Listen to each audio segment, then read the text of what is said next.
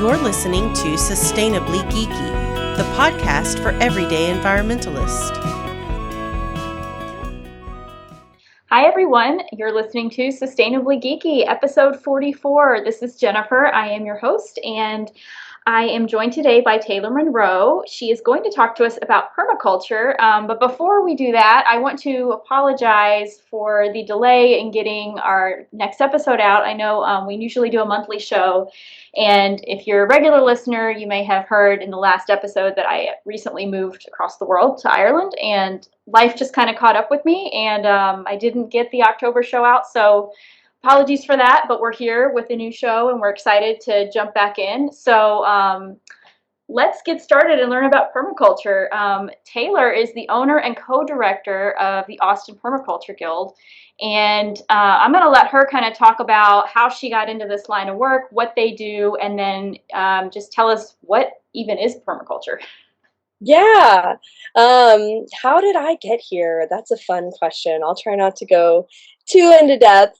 But I grew up kind of standard American suburbia. I always loved nature. I always loved being outside, but my family didn't have a specific like environmental tilt to it or anything like that. You know, we ate standard American diet, fast food, all the stuff, very normal kind of standard lifestyle.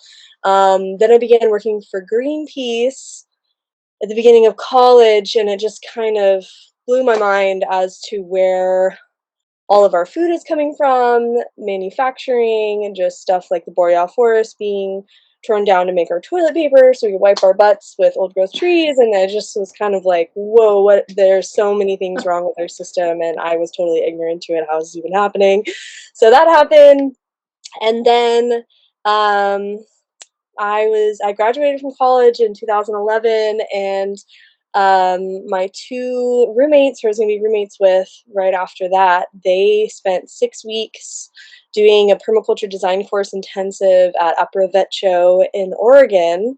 And I actually had spent that same month in Guatemala, so we came back and moved in together immediately after that. So we all had all this energy, and they wanted to start a permaculture community. And I had never even heard of permaculture before, but of course they told me about it and really in depth about it. And I was just like, oh my God, this is the answer to everything. Why isn't everyone doing this all the time?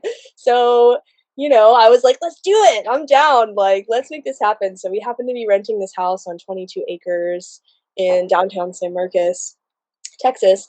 And yeah, we did it. So it was really funny though. They didn't end up staying very long, but I ended up running this permaculture intentional community called Sacred Roots for 3 years.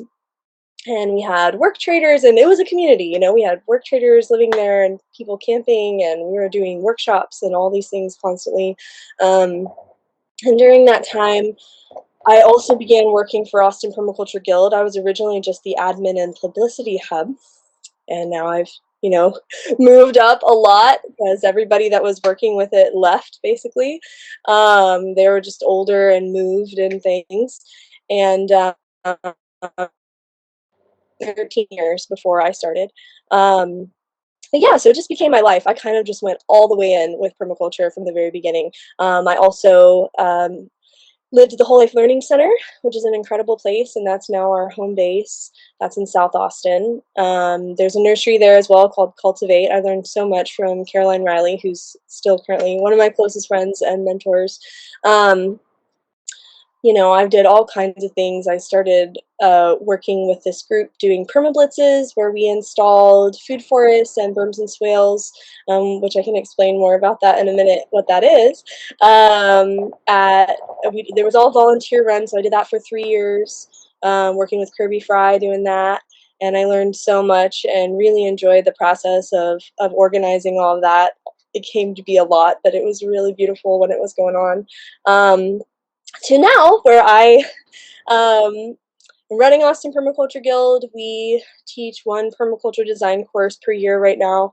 It's in the works to do an intensive, 2-week intensive, which we used to do every year but stopped a few years ago. We might do one next year. People are really wanting more PDCs, which is a permaculture design course. So I teach And then I also do permaculture design and installation full time.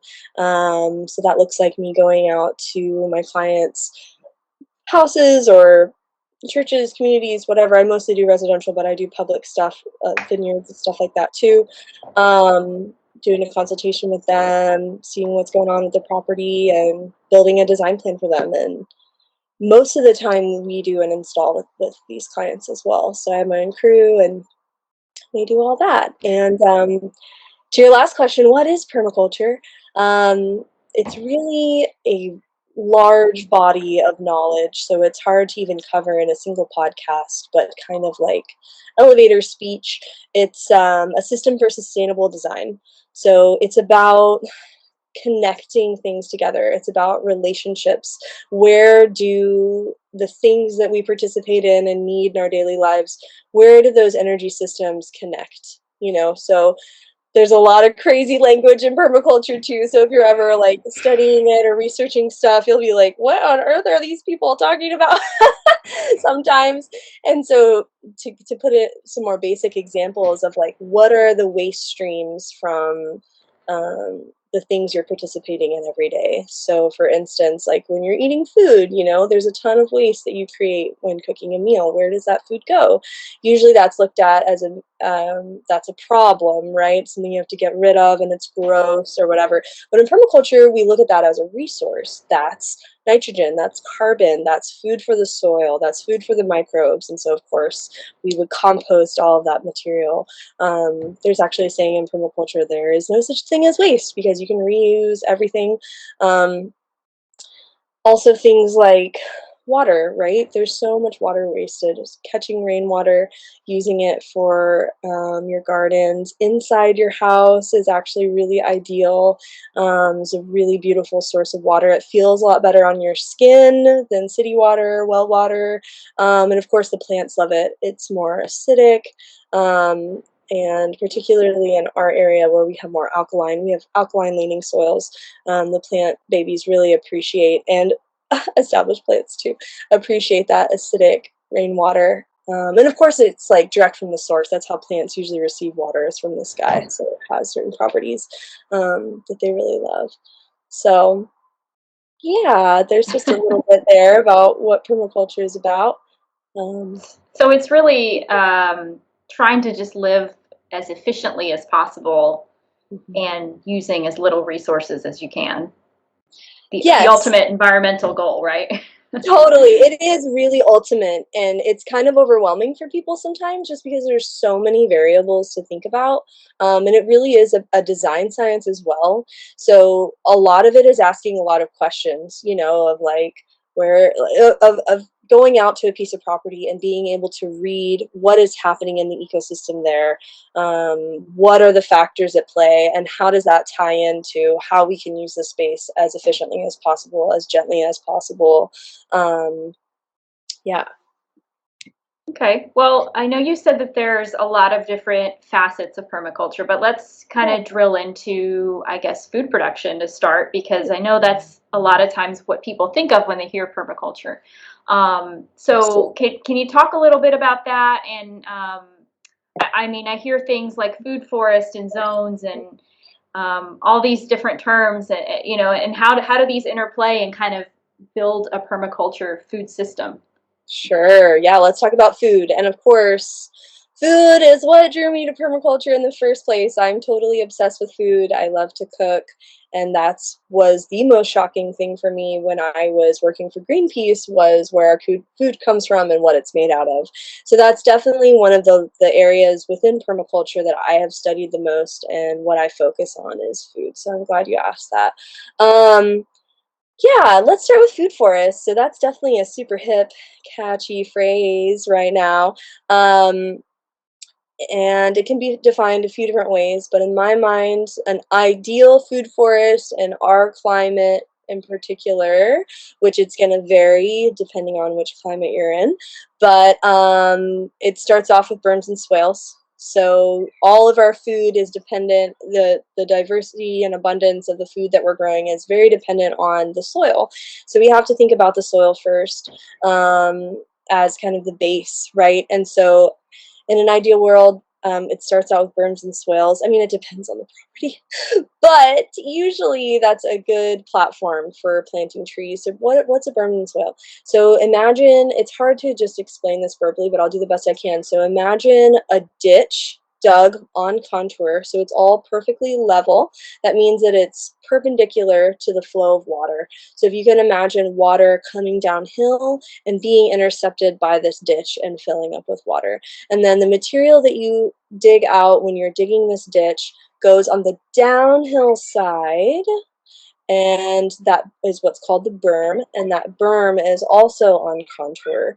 And so what you're doing with this system is not only are you providing this kind of freshly turned soil, which definitely helps out for planting trees and other plants that I'll talk about in just a second, but you're passively catching water that's flowing down the surface of the ground. And so that way you're going to have a lot more success because it's going to get a lot more water for the lifetime of these plants. So that's an ideal basis for a food forest. And then in terms of the layers of the food forest, there's 7 layers. And that's just mimicking, I mean, you could even draw out the layers further or condense them a little bit and do less than 7 layers, but that's from the classified layers in a forest. So we're mimicking nature and how nature's systems naturally function, and we're pulling that out and using that same set of information, that same structure for our human-made systems. So a forest specifically created for use by us humans and not just wildlife and whatnot. So replacing almost all of those plants who would be in a forest with food producing plants. So the first layer is trees, right? And so these are going to be fruit trees, which are really nice because they're very abundant perennial food that you plant, and it's once it becomes established and starts producing fruit, you don't really have to do, I mean, permaculture takes a lot of work, okay, just want to say that at the onset, but it takes a lot less work to have this super abundant fruit tree than tending annual plants every single season. So you have your fruit tree, you have your small tree layer, which honestly, let's rewind a minute. If you're going to be really technical, large tree layer is things like pecans, walnuts, any kind of nuts is the like climax tree layer, and then your small trees really are your fruit tree layer. And then you have shrubs, and so these are things like blackberries, pineapple guava, things like that. And then you have your shrub layer, and then you have your vegetative layer, which is like an even smaller plants. Is like your herbaceous layer is another name for it. And for me, when I'm plugging things in, this is going to be all of our perennial kitchen herbs and medicinal herbs, so things like oregano, sage, rosemary, thyme, echinacea, lemon balm, lemongrass is kind of shrub / herbaceous. And these are all things you can plant in Central Texas and many other places too. And you have your vining layer as well, which you can bring up the trees. So you can also put trellis in, of course, with things like passion fruit, hardy kiwi, and then you have your fungal layer as well. And so that's really important to feed. There's a certain type of fungus called mycorrhizal fungi. Mycorrhizal fungi, just so that everyone gets that. And that's a fungus that's been discovered that is symbiotic with the plant's roots, and it will highly benefit the plant. I could go off on fungus for this whole podcast, but I won't. I'll just say real quick. But fungus is basically like the heart or the brain of plants and trees, mostly woody plants.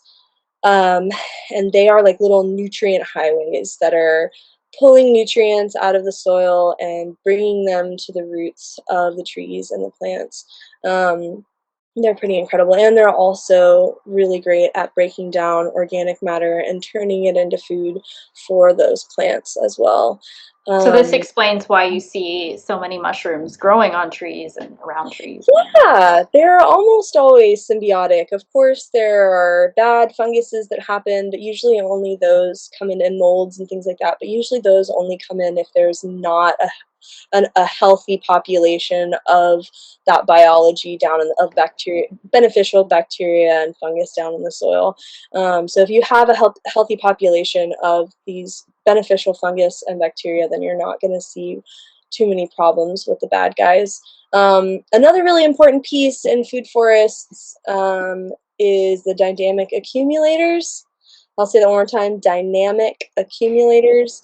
And these are, which is another permy word, these are really special plants that that have really deep roots, and they pull up minerals from deep down in the soil and make them available to the plants around them. And these end up being super medicinal plants as well, and they're almost all pollinators too.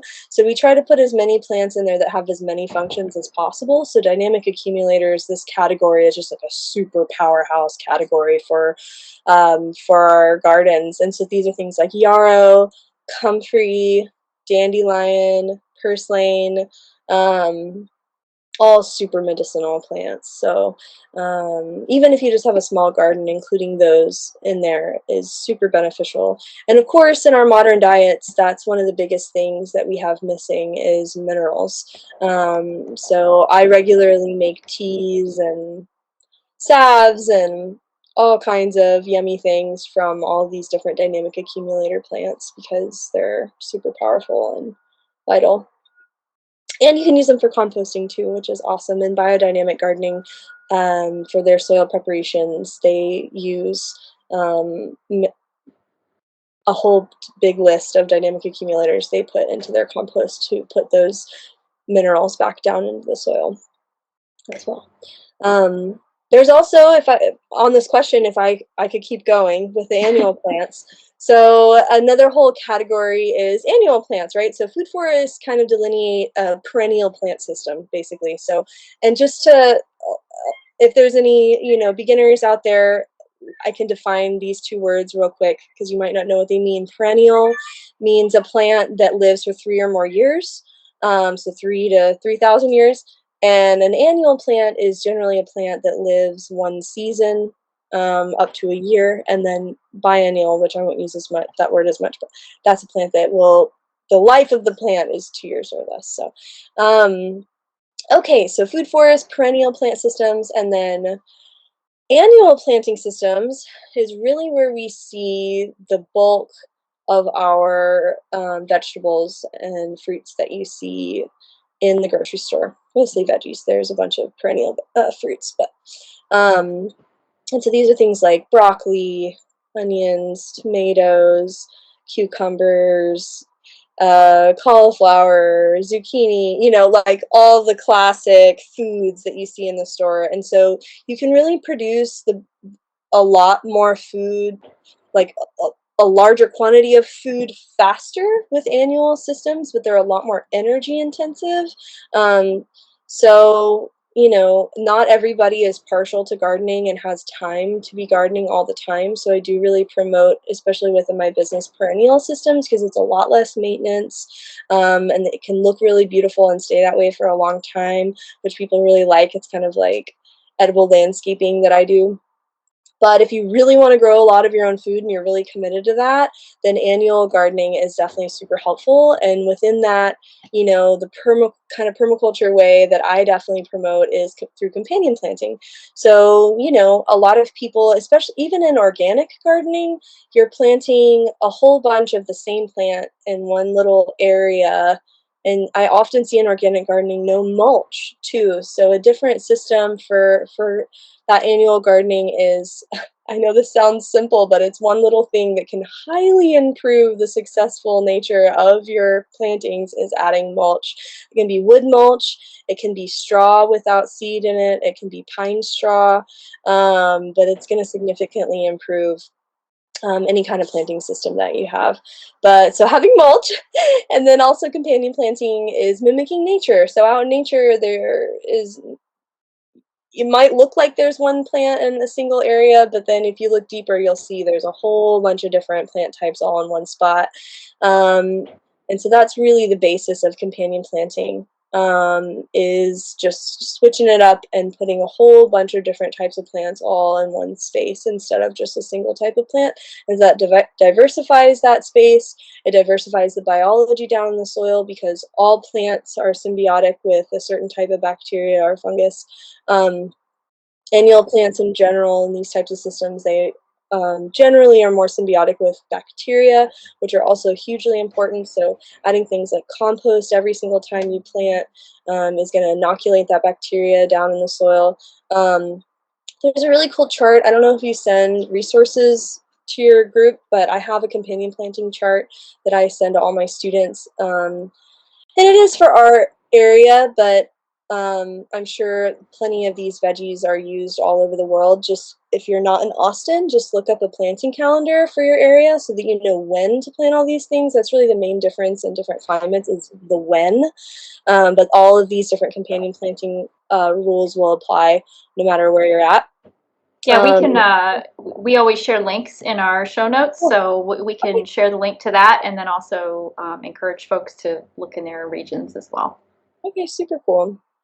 So yeah, what happens when you mix up the arrangement of these plantings is not only does it diversify the biology, but it diversifies and increases the nutrient density of your plants as well, which is really powerful. And then it also creates a better immune system for those plants, so that they're a lot hardier than they would be if they were all just planted just like a whole row of broccoli or whatever. If it's all intermixed in, then they're a lot more resilient to pests and diseases and things like that too. So you have a much more resilient overall garden with companion planting, mulching, watering regularly, of course, which I know is silly, but that's important too. I'm a big fan of drip irrigation. Yeah. Make sure they get watered.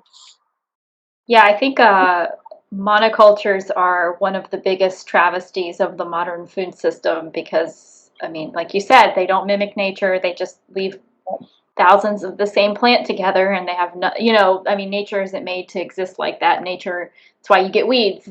That's they right. want to be mixed up. The only way those systems exist is in a place where, it's like the moon. If you go out there, like, there's no other plant life on the soil. There's, of course, no mulch. They're spraying Roundup everywhere because, of course, since it's not a natural system, Mother Nature is trying to come in and cover the soil with all these weeds. They're spraying so they're spraying that herbicide, they're Roundup, they're spraying fungicides because, of course, they don't have healthy biology down in the soil that's giving the plants nutrient density either. So even though they're growing a ton of food, it's really low in minerals and nutrient density in general. And so it's a horrible system. Well, and I'm guessing permaculture does not use chemicals or additives, I guess, like that. No, and so it's definitely a more proactive approach. So while I have used things in the past, like pepper spray, like making my own pest deterrents out of fresh peppers and garlic, and I've used the BT a little bit, but I don't even use that anymore. It's supposed to disturb your stomach lining because it literally liquefies the stomachs of the bugs. Of the slugs and things like that. What else? Yeah, I don't even use stuff like that anymore, even though I've made some of these kind of more organic pest deterrents. It's really more a proactive approach, spraying compost tea, feeding the soil with seaweed and worm castings, and there's so many different things you can use as long as you're increasing the biology, the bacteria and the fungus down in the soil. You're going to have super healthy plants that are going to be more resistant to diseases, if not completely resistant, and are going to be beautiful and get big and green, and not have all these crazy issues. Another thing that you can do too, if you have a lot of pests, is supplementing with silica. There's a really wonderful plant that's super high in silica. Gosh, I am so funny. I'm very horsetail. There we go. I thought I was going to forget the name of it. Horsetail is super high in silica, and you can make a compost tea with that and apply it regularly, and that hardens the bodies of the plant and makes them super resistant to pests. And so there's all kinds of things like that that are more of a proactive approach than like, oh, there's bugs, let's kill them. It's like offense instead of defense kind of situation. Yeah. Well, and sometimes it's just a matter of you got to share, right? Make a little more so the pests can have some, and then you still have enough left over for you. That's true too, and that's how it is with fruit. People get really upset even too, like about other pests like squirrels and birds and stuff eating your fruits, and it's like, well, plant enough for the wildlife, and you don't have to worry about it. And so that's definitely a strategy that I encourage, because we want the wildlife to be happy too, because they're certainly contributing to the system at large, for sure. Like, for instance, birds carry symbiotic bacteria on their feet. And so if they're landing in your garden, that's going to increase the diversity of bacteria in the soil. So yeah, there's all kinds of little things like that. Well, so while we're talking about birds, I know that chickens can be a big part of food systems in permaculture. So what role do chickens play? Absolutely. And are they necessary for a successful system, or can you manage without them?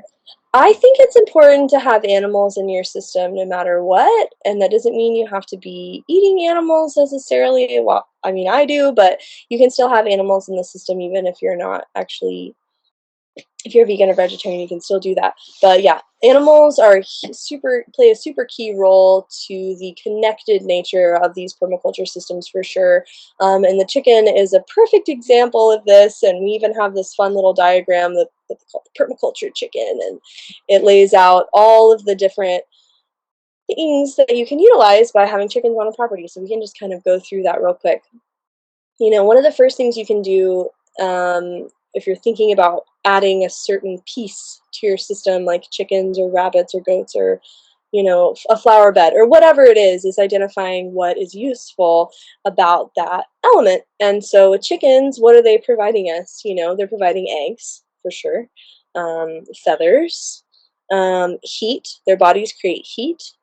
Poop. Their poop is super high in nitrogen. It has to be composted first, but it's an excellent fertilizer once it's composted. What else do chickens produce? Meat. So there's all these kind of things. It's like if you're not utilizing those resources, it's kind of like wasted energy, right? That's how we think of it. And so they also scratch a lot, and then they eat compost too. They eat leftover foods. Not all foods, but a lot of different things. So they're really useful for if you don't, for a part of your composting system. So you can just toss your compost scraps there in the chicken yard. They're really great at eating bugs, so eating pests. So you can have chicken tractors. I don't recommend, so there's some permaculture videos out there that are like, stick your chickens in the garden and whatever, and it's like, don't do that. They will destroy your garden. So that is a bad plan. If you have like an orchard, like an established orchard or food forest, totally. But an annual garden, definitely not. They will eat it all. But if you're turning your garden bed over for the season and you're going to clear it out so that you can plant new plants, then putting them in there is a great idea, because they're doing that work for you. They'll eat all the plants down to the nub, which is what you want. You don't want to pull all the roots out of your garden, because all of that organic matter of the root ball there is really great food for the soil. So even if you're doing it yourself, it's better to cut your plants at the base when you clear it out. But anyway, back to chickens. They'll also till it up a little bit, just at the surface. It's really not best to till your garden too much, but it is helpful to have them just kind of scratch it a little bit. And they'll eat any kind of pests that happen to be lingering around as well, which is really cool. And they're entertaining. That can't be discounted.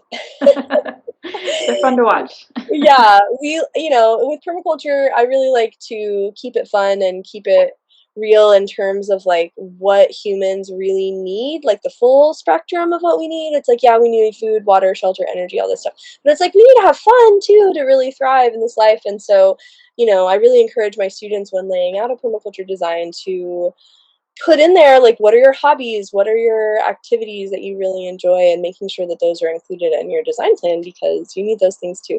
But yeah, so listing entertainment as an output I feel like is super valid, especially if you have kids.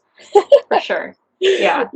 Well, so I know a lot of people listening may live in the city or not have access to land where they can have chickens or even acres and acres to make a food forest. So is something like this still accessible to those folks, or does it have to be big scale? Can it be just, a front yard garden or something? Of course. And I get that question a lot. And I think that's a great question is like, how much whatever do you have to participate in permaculture? And it's like, you can live in a condo in downtown and you can still have permaculture in your life. And once you get into the philosophy of it, there's these things not only apply to like tending a garden, but also kind of the philosophy of life. And so there's all of these ethics and principles that we abide by.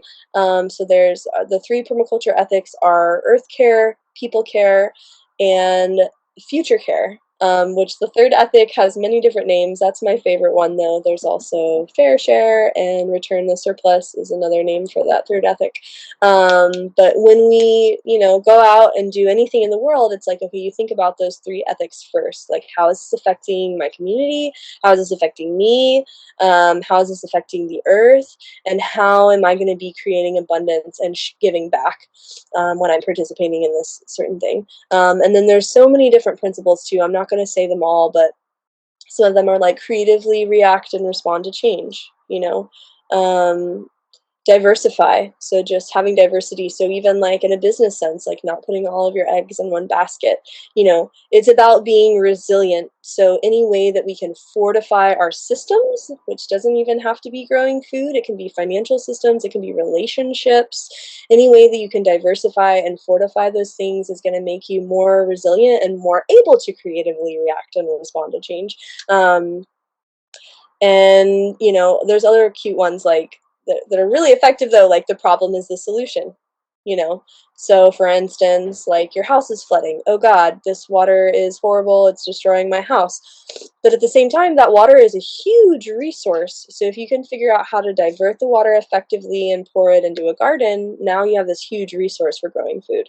So yeah, so that's that in terms of like philosophically practicing permaculture. But in terms of like specific strategies, if you specifically do want to go out and grow your own food, there's community gardens, community plots. Even if you live in an apartment, talk to the management, and maybe you can start a community garden there on site. Things like that. Maybe your friend has some land that they're not using and you can go out there and do experiments and practice there. In terms of just our daily life activities and what we're choosing to participate in, we can make a massive impact on our environment and on our own bodies just from sourcing things locally. So specifically with food, like I don't grow all my own food, but I'm really hardcore about either tapping into the waste stream and getting food that way or buying all the rest of my food locally. And not only is that better for our bodies, but it's, tremendously better for the local economy, for the farmers, for the environment, for all of those things. And it's just one of those little tweaks. It does take some work, of course, but it's one of those little tweaks that just make such a massive impact. And, not only with food, but other things that you choose and things like Amazon, like you don't have to buy everything on there. You can look up like, different sourcings for things that come from nearby instead of really far away. And so there's all kinds of little things like that you can do that make a big impact. But, you're still participating in permaculture when you're doing all those things, that's for sure. So. Yeah, so it doesn't have to be this big statement of a visible garden that I've spent all this time, building. It can be, like you said, just your everyday mindset or how you live your life. And absolutely. And of course the garden part is super fun. And is a statement, and if you can do that and you have a yard, do it. And even if you have a teeny tiny yard, you can grow a lot of food in some really small spaces. Even if you have an apartment balcony, you can still even grow food there. You know, you can at least have kitchen herbs and things like that. Mm-hmm. So yeah. Well, you kind of touched on something I was going to ask about, which is rainwater capture. And I know that's a big part of the system if you're trying to reuse what nature is giving us. And also, like you said, it's better for the plants. So what does that look like? I mean, are you collecting it in giant bins? Are you diverting it from the ditch that you dug, or a little bit of both, maybe? Right. So in permaculture design, all of the vital resources, it's ideal to have 3 sources of those elements on your property to be as resilient as possible. So water in particular, just to go back to the beginning here with this question. So water in particular, you can have rainwater catchment for sure as one of your sources of water, but it is still beneficial to have well water, city water. Maybe you have a spring on your property, which is awesome. Ponds are a source of water, creeks, lakes, streams, rivers, all these different things. But in terms of rainwater specifically, I would say it's really, other than a natural spring on your property, that's definitely the very best source of water for growing food. And so there's a million and one ways that you can catch rainwater. The most basic way is to have a water holding device of any kind. It could be a bucket, it could be a wheelbarrow, I mean anything, and just sticking it at a corner of your roof. I know a farmer that doesn't have any piping or any gutters or anything like that. He just has all these huge plastic totes and tubs and stuff, and he's like a legit farmer with the CSA, and he explicitly uses rainwater and does it like that. Which is crazy. Honestly, I don't want to do that, but I am highly impressed that he is doing that, and he's been committed to it and has been doing it for a really long time, so he's got his system down.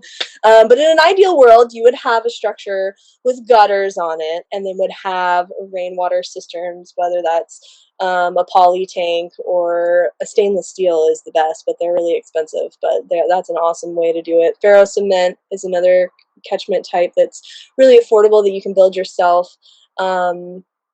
And then, you know, ideally, like if I was designing out a system for somebody, I would put a ton of water catchment. If you're like a family of 4, probably need 20,000 gallons of water catchment that you're running inside your house. Delicious water to drink. It feels amazing on your body.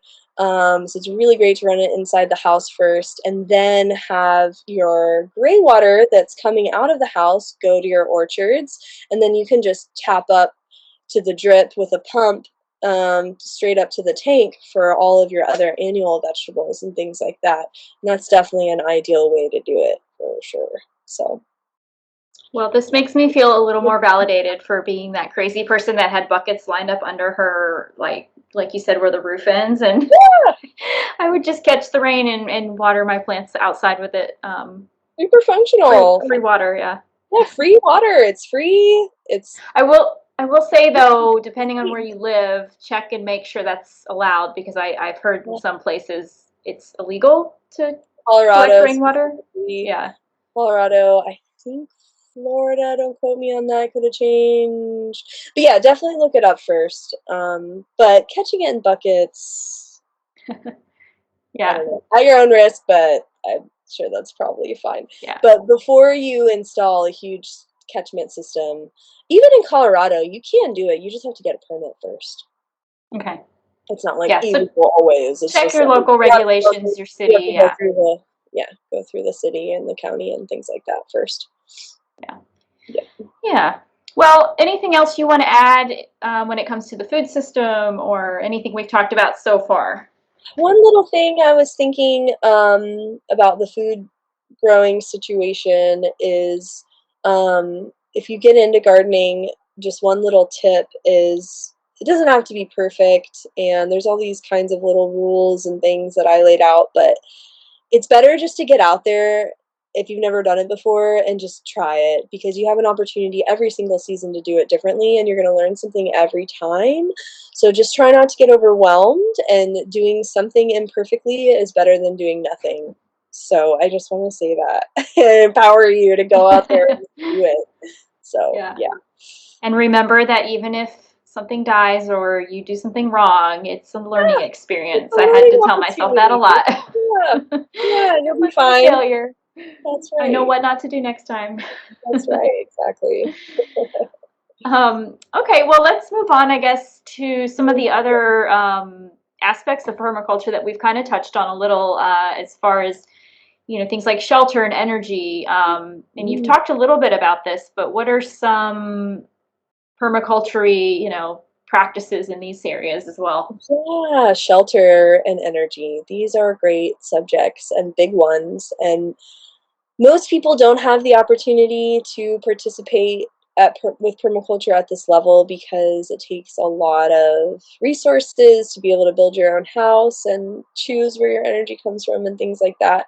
But if you have the ability to do that, I mean, it absolutely makes a huge impact on your way of life, and of course on the environment as well. But there's a whole bunch of different building styles that are definitely um, a more habitable situation for humans, and also where the resources come from nearby. So things like cob, which is made out of clay, sand, and straw, is probably my very favorite building material. It's really easy to work with too for beginners, but I definitely highly recommend, if you're building a house, definitely seek counsel and guidance. If not, full on hire a professional. But yeah, so cob is one method. Straw bale, for the insulation instead of that nasty spray stuff or the fiberglass stuff. Straw bale is definitely a better form of insulation. What else? Timber framing from locally sourced timber instead of just getting it from Home Depot is definitely a good idea. Wood is a sustainable resource, but definitely paying attention to where it comes from is better, a lot better. So that's something. There's other little tweaks you can do, but it really depends on the climate that you're in. So for instance, here, if you're in a hot climate, orienting your house so that the longest part of your house is directly east to west, so that it gets hit, the walls get hit by the sun the least amount when the sun is traveling east to west. Putting all your windows on the south side of the house, barely putting any windows on the west and the north side, putting them, focusing more on the east and the south side. And if you're in a cool climate, it would be different. So if you're in a cold climate, and it's cold most of the year, maybe you do the opposite, so that you do have exposure to the south and the west, and have big windows on the west side, so that you get the benefit of that really hot western sun in the afternoon to heat up your house. Here in Texas, we get 8 or 9 months of hot weather. So, we're always trying to mitigate that. But what else? So those are some different building styles. In terms of energy, I mean, there's a whole bunch of different ways that you can receive your energy. There's little tweaks that you can do and big things that you can do. In particular, like a little bitty thing that you can do is, like, here in Austin, you can choose to have your energy sourced from wind power instead of from natural gas or coal, right? And so you can check into your local energy provider and just see if because a lot of times they don't offer it and they don't tell you. So that's something you can do. Of course, having solar power power your huge. They have really great loans for people these days. At super low interest rates. So if you own your home, that's a really great thing that you can do that isn't really that much of an extra cost. They basically trade out your electricity bill for your payment on your loan, so it just kind of evens out, which is really awesome. If you have the ability to put your solar array off of your house, I definitely recommend that. That's a good thing to do, is to have the array on the ground. what other kind of crazy energy things are there? There's these really cool things called biodigesters. And what you do is you put all of your waste in there, specifically if you have ungulates, so like cows, horses, things like that. You can put all of their waste in there, all human waste, and it produces methane. And that produces gas for cooking, for heating, and of course it also creates compost as well. So there's systems that you can buy now, biodigester systems that you can buy and install yourself on your homestead, and so that's a really powerful thing to do. Um, I didn't really mean that as a pun, but it is, I guess. um, and I think yeah, I think I remember you mentioning in a previous talk something about if you live near a cliff, you can I was about to talk about create that. something that falls down the Yeah, side of the cliff.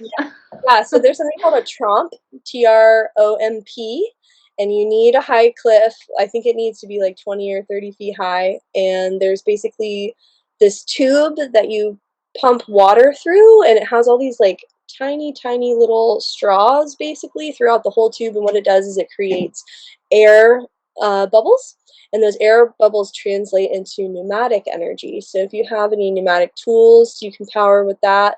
You can also get adapters and change like air conditioners and generators and things like that into pneumatic sourcing and power them that way. So that's another really cool, unique energy thing that you can do. There are people too that build things that don't have cliffs if you're really into creating a system like that. It's a pretty cool way to charge your tools. Gotta go Definitely. climb at the top of this cliff and drop. Yeah, definitely. That's fun. And Yeah. like if you use tools a lot of them are pneumatic. So, you know, if you're using power tools, they're like, well, you can pretty much always get a pneumatic version of those. So Yeah. it's Okay. pretty convenient. So pretty creative ways to source your energy and live in general. And I mean, even if the environmental impact wasn't there, it's just neat to see, how interesting it is. Yeah, and I mean, it's really empowering too to know that all of your energy and all of your food and all of your water, you're producing yourself. And this is, from you, it's like if these systems die or stop working, you know how to fix it. It's not like, I don't know who all on here is in Austin, but we had this crazy freeze in February, and a lot of people lost power and water, and it's like if you have your own system, you don't have to rely on the government to provide that for you, and you don't have to worry about your power and water turning. Oh, well, you do have to worry about it really kind of more than usual because you're maintaining the systems, but at the same time, you have confidence that they're not gonna make the place, which is really, I think, just really empowering. And on that note too, I mean, waste systems, that's a huge one. Is people don't like to talk about human waste a lot, but it's actually a huge resource and is definitely very integral in permaculture design, is figuring out how we can reuse waste. So humanure is definitely a common, it's a human composting system. So you're basically like pooping in a bucket and taking the bucket out, and you have a human compost system, and it's actually really functional. If you want to check it out, there's a really cool book called the Humanure Handbook. I've definitely had humanure at my house for many years. There's also another system if you like flushing toilets better and you're not into like having a bucket that you have to deal with all the time. There's something called the Watson Wick. Integrating worms with the Watson Wick, I highly recommend, but it's using a flushing toilet that actually composts instead of putting it into a septic. But aerobic septic systems are basically the same thing. So if you can have an aerobic septic system as opposed to anaerobic, so aerobic with air, that's definitely a great way to go too. But I think it is really important for us to figure out how to get our waste back into the soil, because that's where all the minerals go that we're not absorbing. And so our soils are really lacking in minerals. So I think that that's really important. You definitely need to make sure that it's totally composted, and we usually wait 2 years before using it, and that goes out on fruit trees and things like that. Well, Yeah. this is 2 episodes in a row where we've talked about human waste, and I promise this is not a recurring thing in the show normally, but this just That's shows the funny. importance of it, of It using it. is important. And it Yeah. is funny how it's like taboo to talk about it, but it's like everybody does it every day. Mhm. So, Yep. yeah. Well, is there anything else we haven't touched on overall with permaculture that you want to tell our listeners? Um, I mean, there's so many things that I could talk about, but I'm trying to think. I mean, soil, I did talk about soil a little bit, but that's a whole nother subject too, is just making sure that you are building up if you're growing food, just I'll reemphasize, building up your soil first. Having plenty of compost and mulch is a big deal. But yeah, I think we covered all the bases pretty much, and I'll just reach out to your listeners, and if anybody is feeling overwhelmed or just in general wants help or has any questions, I'm definitely available to help. And if you're in the Austin area, let me know if you need help specifically, and I can come out and help you out via consultation if you want. So Yeah, great. What are yeah. some resources you would share with our listeners who want to learn more? Yeah, let's see. There's so many books, but Gaia's Garden is a really great beginner permaculture book. Earth User's Guide to Permaculture Design by Rosemary Morrow, also a great book. In terms of Rainwater Harvesting by Brad Lancaster is really great. Mycelium Running by Paul Stamets is really great in terms of soil. What was it called? Barefoot Architecture is a good natural building resource. What else? What else? I already said the Humanure Handbook. Um, that's another soil book that's like my favorite soil book, and I don't know why I can't think of it. I can see the cover in my head, but not the name. Maybe I'll send it to you if it comes to me. But Okay. Yeah, we'll those add are it a few. to the list for sure. And if folks want to become certified or do what you do, how do they do that? It's quite a long process, but it's worth it. And but I would definitely start with a permaculture design course locally. Any that you can go to locally and in person is going to be the most valuable, way more than doing the ones online. Of course, the ones online are useful, but there's nothing like connecting with the community locally and being able to have locally specific knowledge given to you is huge. So that. Getting a mentor, finding an established professional that's participating in this work and either working with them remotely or in person is huge. I definitely had multiple mentors for many years before I started doing this and selling myself professionally. I even took multiple design courses and teacher trainings and things like that before I started working professionally. So yeah, that's where I would start for sure. Is there a national or international website or database that people can go to, or just kind of Google Yeah, permaculture near me?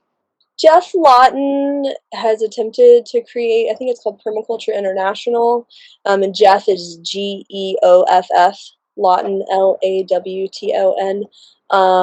He's definitely a big powerhouse of information, but it's not complete by any means. Permaculture is certainly a grassroots organized system, and there could be more infrastructure in that way. But usually, if you just search permaculture in the name of your city online, you can find some good stuff. Yeah. Well, I incidentally did search permaculture in Ireland and found quite a few hits. So I bet it's worldwide. It's everywhere. it is. It is. I mean, it started in Australia, but it's Yeah. all over the world for sure. It's pretty cool. Yeah, that's neat how it spreads so quickly. It must be a pretty good program if everyone's catching on. There you go. And that's one thing actually that I do want to mention at the end here. It's kind of this little end cap to say just that permaculture was started by Bill Mollison.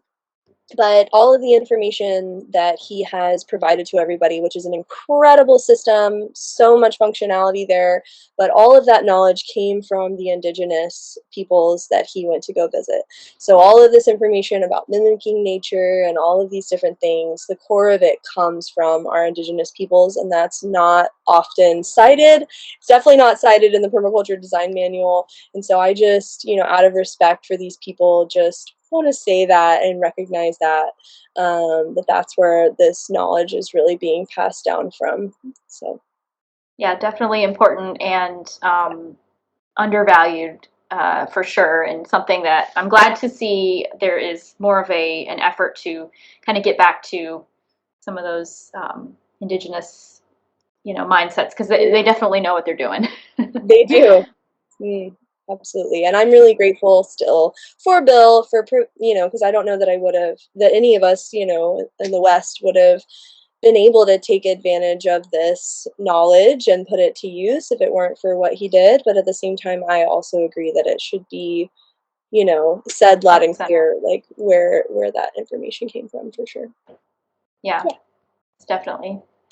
Well, if there's nothing else, I guess we'll move on to our green life hack, which is the part of the show where we just give a life hack for people who want to do something to live more sustainably.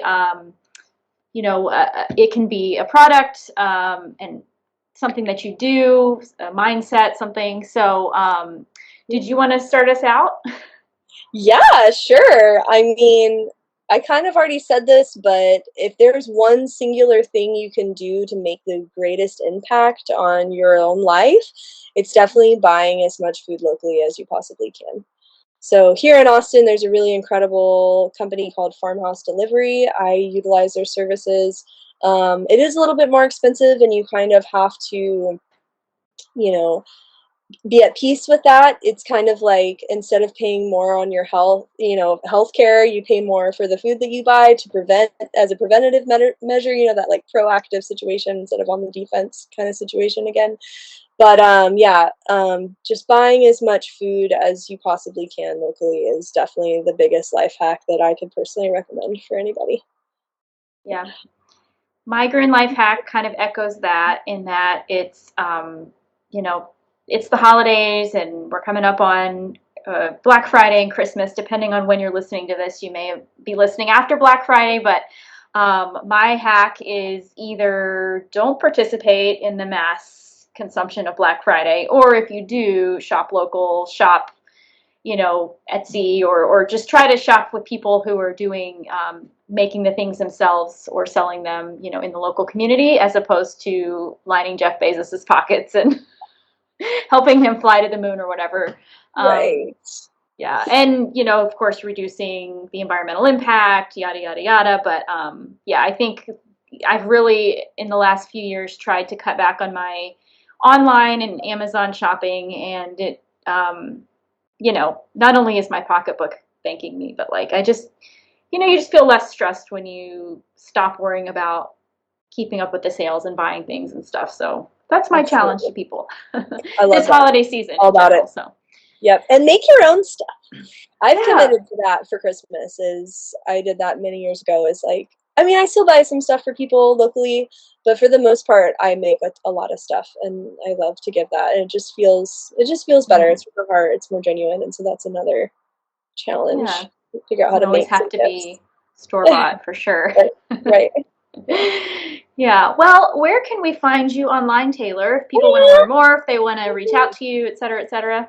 Totally. You can always check out my website. It's just austinperm.com.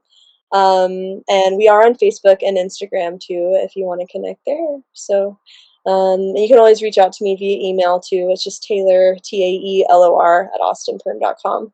So. Okay. And your social medias are all Austin Permaculture Guild? Yep. Okay. Yep. Awesome. Yep. Yeah, and you can find me here on Sustainably Geeky. I am not currently on the other shows on our channel as often anymore, since there's a big time difference, but we are under the Epically Geeky channel, so you can catch me on there sometimes, and Marginally Geeky, which is the book club, sometimes even less. And then, of course, you can find me on social media at Het's Gonna Be Me, And then the show can be found on Facebook, Instagram, and Twitter at Sustainably Geeky. We're also on all of the streaming sites and YouTube, and we would love if you would subscribe, give us a 5-star rating, a like, a share, give us all the love, because it really helps us get out there and more people see us. So thank you guys for listening, and if you have any suggestions for future episodes, feel free to send us a message and let us know what you think. Taylor, thanks again for being on. We really appreciate it, and I've learned so much, as I always do. And best of luck, in the coming season and getting permaculture out there into the world. Thank you. Thanks for having me on. I really had a good time and hope your listeners enjoy it too. Yeah. Have a good night, everybody. Good night.